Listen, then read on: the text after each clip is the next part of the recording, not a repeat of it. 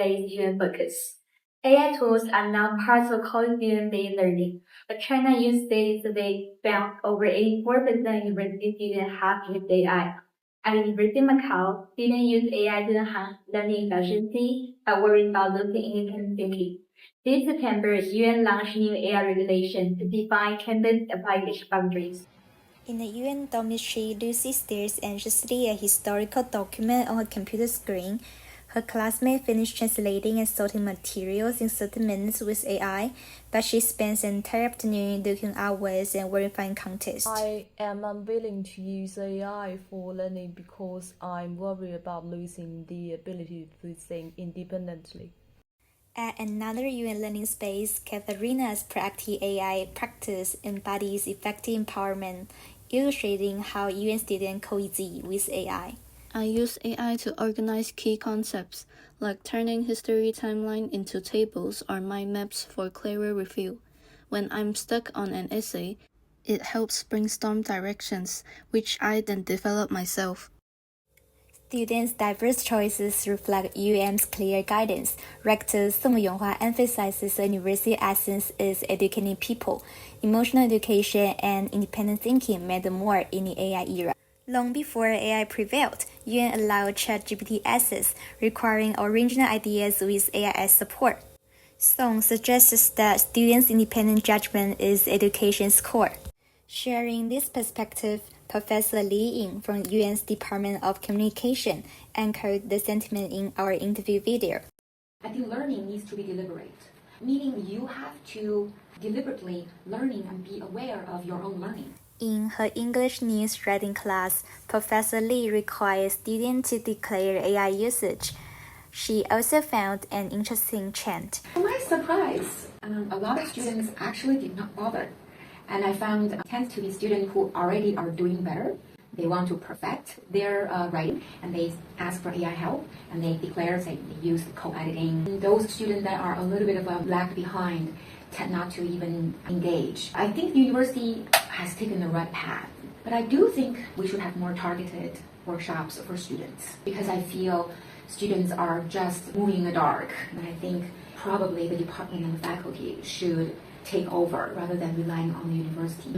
She also highlighted the need to focus on the learning process rather than just the final product when evaluating AI integrated work. In my teaching philosophy, I want to pay great attention to the student's learning process, not just the final product. If a student ended up turning in something that's so polished, so nice, but from my interaction with the students, they don't seem to have such high command of English level, and they as a group maybe struggle with previous drafts, and suddenly the final product is so good, then I will have to exercise my discretion. Wouldn't just give them applying a high grade for that.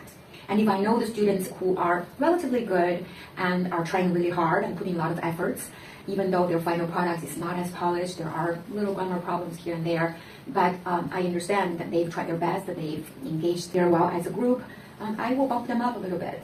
To gain a broader perspective, we also spoke with Professor Liu Jingjing, Associate Master of Shaobang College, who emphasized the core of AI usage.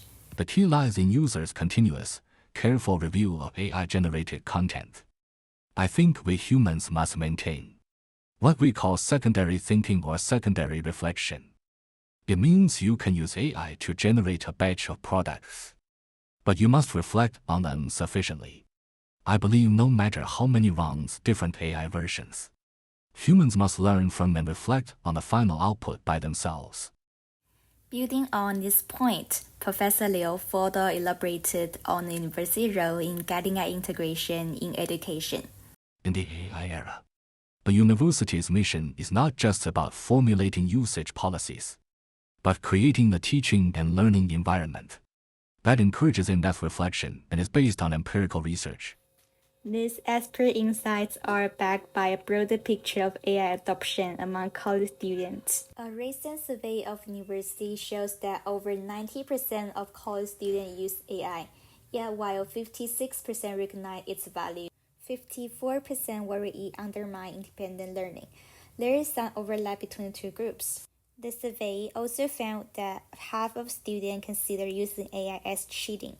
And UN's practices have precisely addressed this contradiction, embracing AI tools while drawing a clear line for originality, transforming AI from a controversial item into a controllable assistant. Yet, its AI policies still have room for refinement to better support students. For students like Lucy, this progress matters. Her inspiration continues. No longer anxious, she moves forward with confidence in human-technology coexistence. AI opens new learning possibilities, and every brave step brings growth.